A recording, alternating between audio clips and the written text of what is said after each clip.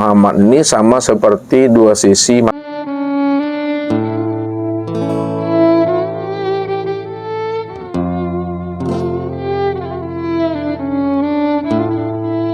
Assalamualaikum warahmatullahi wabarakatuh. Waalaikumsalam warahmatullahi wabarakatuh. Terima kasih Ustadz telah memberikan kesempatan kepada saya untuk saya bertanya. Yang mau saya tanyakan Ustadz mengenai Nur Muhammad.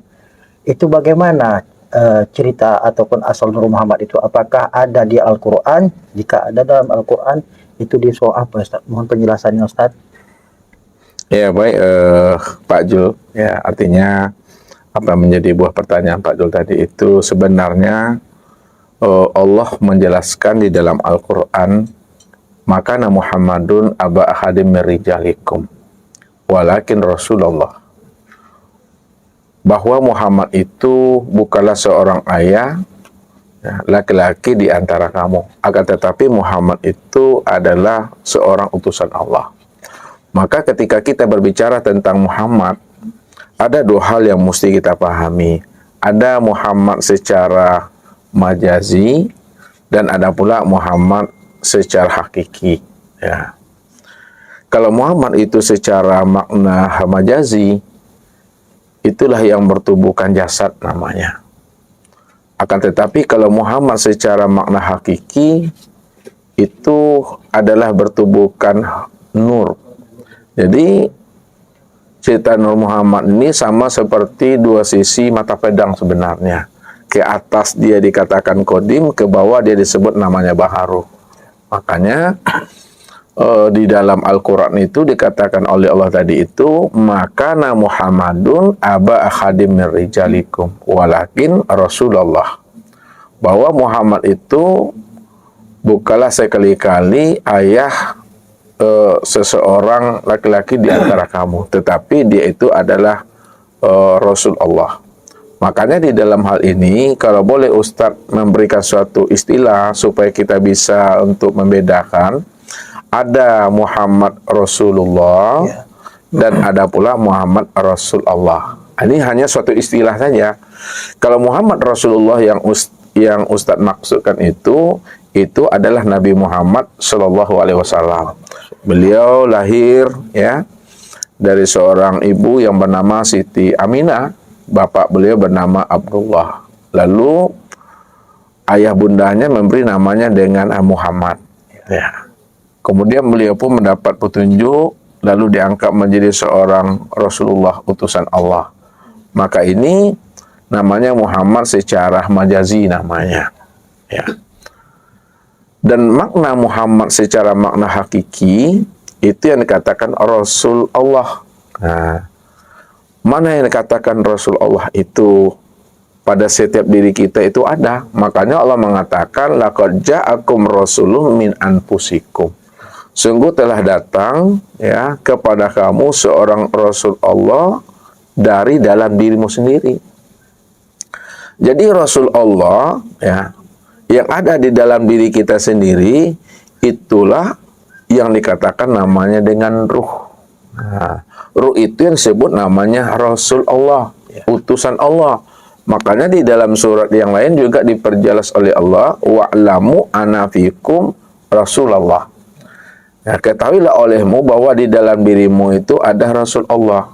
Jadi Rasul Allah yang dimaksudkan Allah di dalam dua ayat tadi itu adalah ruh. Ruh itu yang katakan Rasulullah utusan Allah. Kalaulah ruh itu adalah Rasul Allah utusan Allah, lalu siapa rahasia ruh itu sebenarnya? Rahasia ruh itu sebagai Rasul Allah itu yang disebut namanya dengan Nur Muhammad. Nah, makanya siapa Nur Muhammad? Nur Muhammad ini adalah yang pertama kali diciptakan, dijadikan oleh Allah. Nah, kenapa Allah menciptakan namanya Nur Muhammad? Ya, Allah menciptakan Nur Muhammad itu sebenarnya Allah ingin mengenalkan akan dirinya. Kalau Allah tidak mengenalkan dirinya melalui namanya Nur Muhammad atau Muhammad, maka Allah tetap dalam keadaan batin dia. Dirinya nggak bisa dikenal, dirinya tidak bisa dipuji, diagungkan dan dibesarkan. Maka sebelum Allah menciptakan namanya Nur Muhammad, yang ada pada saat itu hanyalah Allah semata-mata. Bahkan Ustadz katakan, kata-kata Allah pun pada saat itu juga belum ada. Yang ada itu yang si Maha Ada. Nah, kata-kata si Maha Ada pun juga belum pernah ada. Kenapa belum pernah ada? Karena yang ada semata-mata itu hanya dirinya sendiri. Alam belum ada, nur belum ada, dia hanya sendiri. Disitulah dikatakan di dalam Al-Quran surah Al-Insan itu selalu Ustadz utarakan, hal ata alal insan hinu minad dahri lam yakun syai'an mazkura.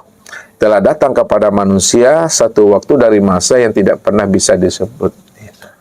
Tidak bisa disebut itu artinya karena belum ada yang wujud, belum ada yang ada, belum ada selain daripada dirinya Allah tadi itu.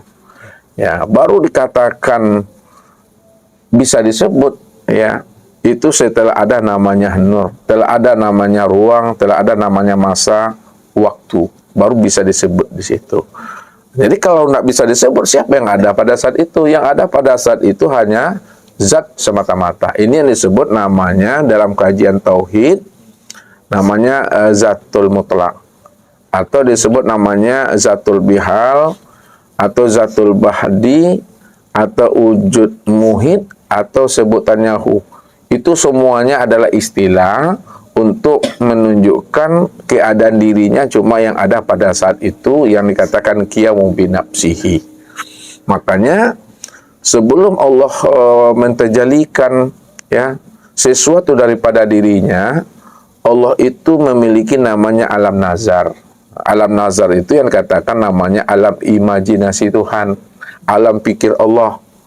Nah, apa kata Allah di dalam alam pikirnya, ingin menciptakan sesuatu daripada dirinya supaya dia bisa dipuji, diagungkan, ya, sehingga ada yang menyembah dan ada pula yang disembah, ada yang dipuji dan ada pula yang memuji. Maka ketika itu Allah mengatakan di dalam kalam batinnya, di dalam imajinasinya atau alam nazarnya namanya, kata Allah itu kuntu kanzan mahfian wa ahbabtu an wa'rafah wa khalaqtul khalqa li'arifani.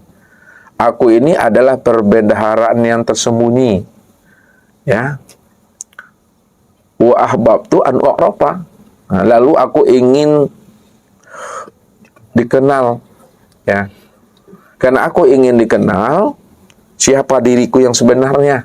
Nah, kalau aku ini Tuhan, lalu siapa yang akan menjadi hamba? Nah, kalau aku hamba, siapa yang akan Tuhan?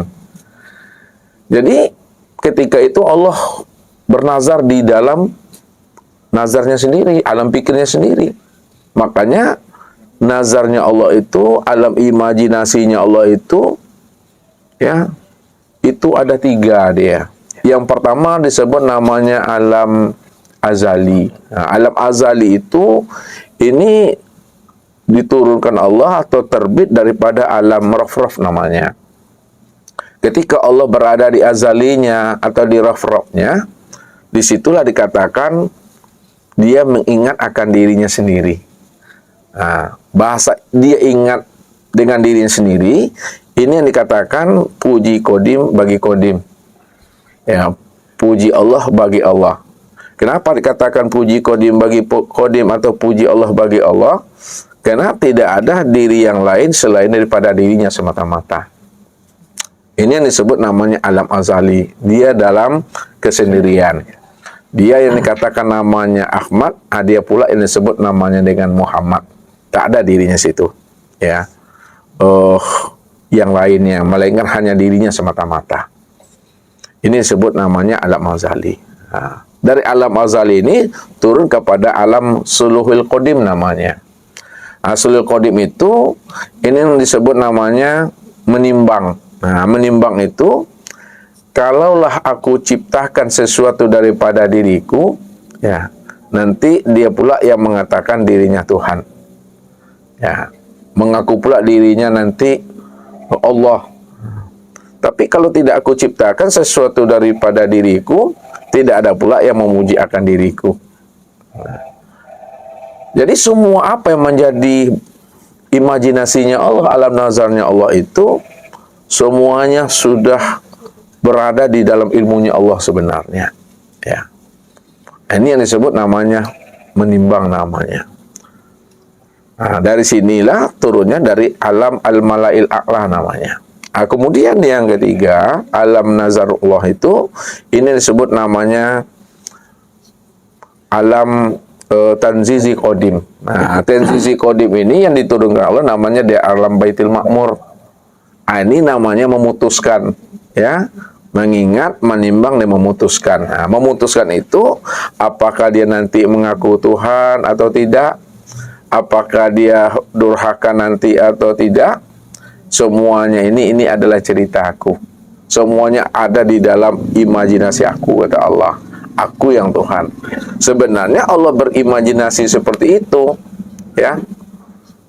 Tujuannya Allah ingin menzahirkan, ya, akan dirinya sendiri, ya, supaya ada makom, ya, siapa yang menyembah dan siapa yang disembah, ya, siapa yang Tuhan dan siapa pula yang menjadi hamba. Hanya untuk mendudukkan makom itu sebenarnya. Kalau tidak didudukkan makom itu, maka tetap Allah itu dalam kesendirian juga di sana. Maka ketika telah sempurna, Allah itu mengingat, menimbang, dan memutuskan, barulah Allah mentajalikan sesuatu itu daripada dirinya sendiri. Nah, sesuatu yang ditajalikan Allah daripada dirinya sendiri, inilah yang disebut namanya dengan Nur Muhammad. Makanya, awal mula penciptaan, awal mula kejadian, yang mula-mula diciptakan dan dijadikan Allah itu yang disebut namanya Nur Muhammad. Nah, inilah yang dijelaskan oleh baginda Rasul Nabiuna Muhammad sallallahu alaihi wasallam. Innallaha khalaqa qablal asya nurun nabika min nurihi. Bahwa sesungguhnya Allah menciptakan sebelum adanya sesuatu, ya, sebelum adanya sorga, sebelum adanya aras, luh, kursi, dan mahfuz itu, yang pertama kali diciptakan dan dijadikan Allah itu adalah Nur Muhammad. Nur Muhammad itu asalnya daripada dirinya sendiri, ya. Untuk apa Allah menciptakan namanya Nur Muhammad tadi? Liya arifani. Aku ciptakan dirinya supaya dia mengenal akan aku. Sebenarnya akulah yang wujud dan nyata pada dirinya sendiri. Jadi, kalau tidak ada Nur Muhammad, tentu Allah ini tak bisa dipuji, tak bisa dikenal. Tidak ada yang mengatakan dirinya Tuhan tadi itu. Ini yang disebut namanya cerita dan sandiwaranya Allah. Namun apa yang terjadi pada saat Nur Muhammad itu tercipta daripada dirinya? Apa yang menjadi nazarnya Allah tadi? Imajinasinya Allah di alam pikirnya, yang dikatakan namanya di alam azali, di alam suluhul qadim dan tanzizi qadim tadi itu betul-betul terzahir dia. Ketika Nur Muhammad itu terzahir dia daripada dirinya sendiri, lalu Allah pun bertanya kepada Nur Muhammad dari man anta wa man ana. Siapa engkau dan siapa aku? Maka Nur Muhammad menjawab anta ana ana. 3 kalilah Allah itu bertanya tentang hal itu, man anta wa man ana, dan 3 kali pula Nur Muhammad menjawab dengan jawaban yang sama, anta ana. Ini belum ada namanya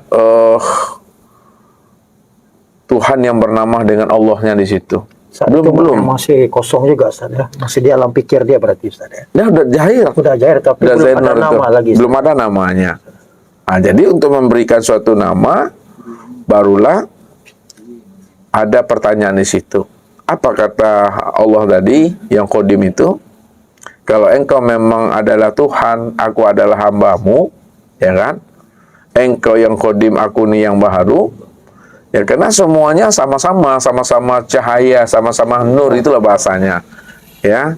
Itu makna bahasanya laisa kamitslihi syai'un. Ya, dia tidak seperti yang seperti dia. Berarti yang seperti dia itu kan ada. Namun yang seperti dia itu tidak seperti yang sepertinya Tuhan tadi itu. Ya, serupa tapi tak sama. Itu bahasanya. Ya, disitulah Nur Muhammad tadi itu menghilang. Lalu pun Allah mendapatkan menemuinya. Tentu Allah akan mendapatkan menemui akan dirinya. Karena Nur Muhammad itu tiada lain adalah kezohiran akan dirinya sendiri. Nah, setelah ditemui Nur Muhammad tadi itu, ya, maka bergantianlah lagi mencarinya. Nah, mencari tadi itu, Allah lagi yang akan menghilang, Allah lagi yang akan lenyap di hadapan namanya Nur Muhammad. Namun lenyapnya Allah tadi, menghilangnya Allah, fananya Allah tadi itu tidak kemana-mana sebenarnya.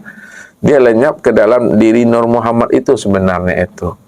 Nah, makanya pada saat Allah tadi itu sudah lenyap menjadi rahasia Nur Muhammad, maka Nur Muhammad pun payah mencari dan menemui yang Allah tadi itu. Nah, disitulah namanya Nur Muhammad tadi itu agak kaget dia.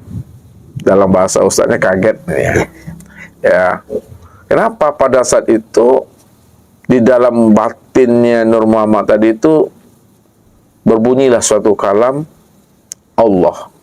Allah. Jadi Nur Muhammad tadi itu tidak sadar siapa yang berkalam di dalam dirinya sebenarnya ini. Kok ada kata Allah, Allah, Allah.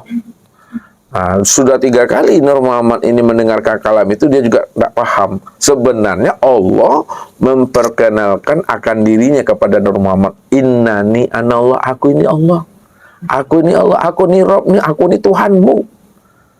Nah, ketika itulah barulah Nur Muhammad itu sadar, ya, ketika Allah mengatakan innani anallah, ya, barulah dijawab oleh Nur Muhammad itu, Muhammad Rasulullah.